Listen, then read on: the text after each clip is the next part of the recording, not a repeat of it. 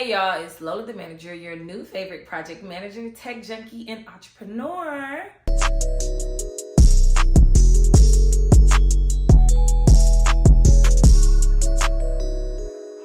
This is episode 2 of Life as a Project Manager. I started this new series called Life as a Project Manager, where I share all things project management. For those that are interested in getting in the field, those already in it, and those that just want to keep up with the kid. In today's video, I'll be talking about why I became a project manager. All right, so one thing about me, I'm gonna give you a story time, okay? We gotta go back before we can go forward. So zoom in. We're gonna take it back to undergrad at the University of South Florida in Tampa, go Bulls, where my major was criminology and sociology after one semester as a biomedical science major and realizing immediately no. I'm telling you right now, I seen what I needed to see. Cause I don't care when I'm with my baby. No.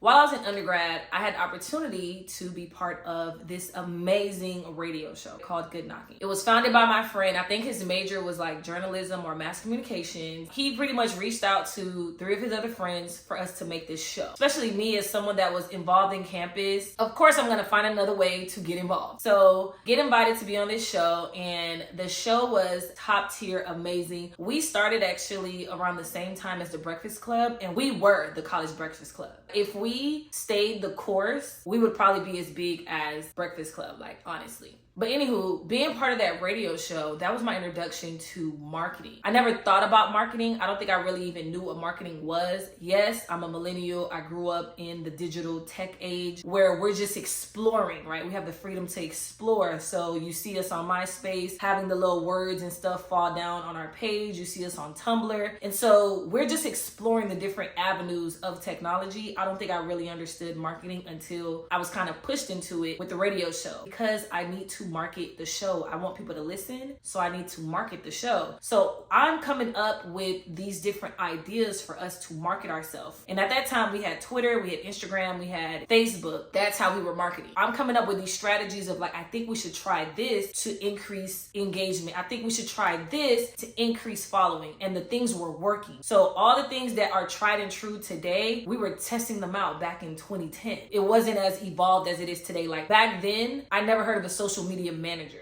So I was operating in this marketing space where I'm exploring and learning and figuring things out and having fun at the same time. Nonetheless, I ended up graduating college with my degree in interdisciplinary social sciences, which is a cool way to say that I had to switch my major and then concentrate on my major. So it's interdisciplinary social sciences with concentrations in criminology and sociology. You're welcome.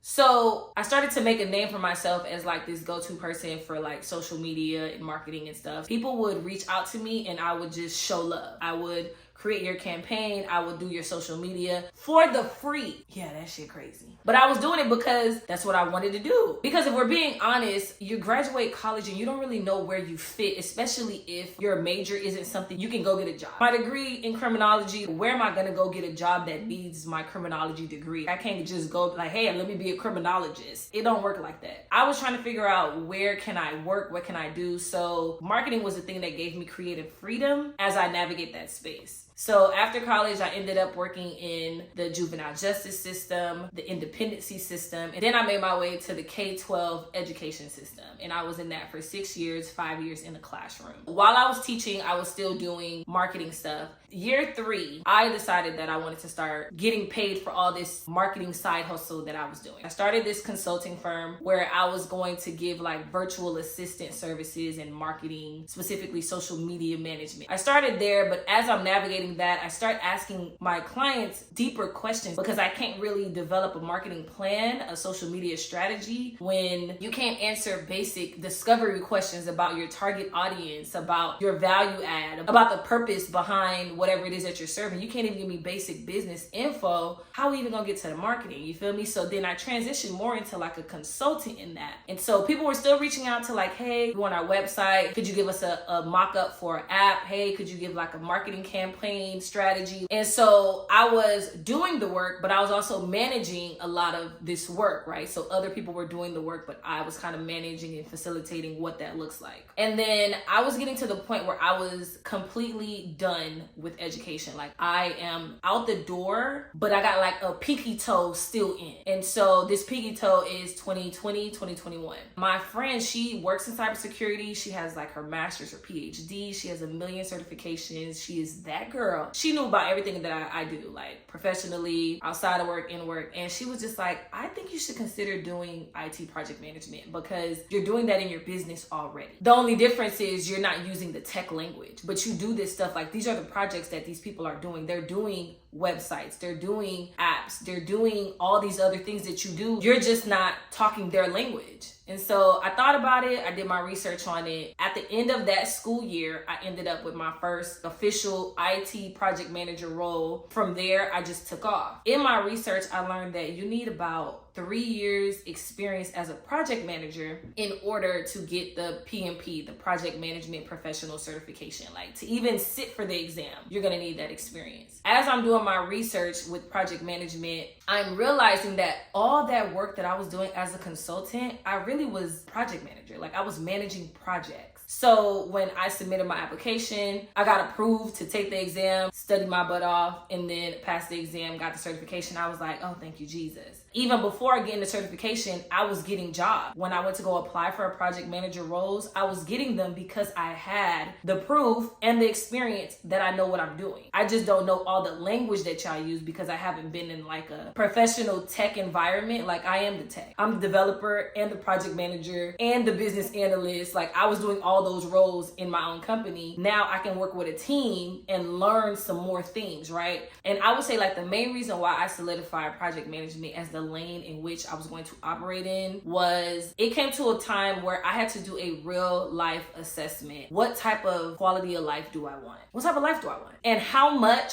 does that life cost? And it sounds crazy to say, but you really got to ask yourself, like, what do you want to do and how much does it cost for you to do that? I want to live a certain type of way. I want to do certain things. I want to get up and just go eat brunch. I want to get up and call my parents and say, hey, let's go out of town. How can I do that? I need funds. I need time. And then I also looked at my skills, like, what skills do I currently have that I can leverage? And I'm realizing it's been right here in front of me. It's project management. I just went full throttle and it has completely changed my life. I'll do a video in the future that kind of walks through what my resume and my portfolio looks like. I do believe that those played a major part in me getting these project management roles. But now I've gotten to the place where I don't even really apply. Like, employers are coming to me, recruiters are coming to me, like, they're sliding in my LinkedIn DMs. Hey, we have this opportunity. Would you be interested? And I listen. And if it sounds like something I want to do, then I'll do it. I work 1099, B2B, and W2. There's benefits and cons to all of them, but I like that I had the opportunity to kind of play around to see which ones I want to do. And I'm going to continue to advocate for the project management space because at the end of the day, we all need someone to kind of liaise a lot of things. Imagine being in a room with a lot of chefs, but no one's really telling you what to do or what your role is. You're going to feel like you're wasting time. And the fact that I understand how I operate, like my work ethic, I come up with ideas. I problem solve. I take initiative. Like, that's just how I function. And then when I look at the teams that I'm on, I have developers and engineers and business analysts and creatives and DevOps and all these different people that are amazing at what they do. But they don't want to do all the stuff of managing people. They just want to know what you want them to do, and they go into their little silo and get it done.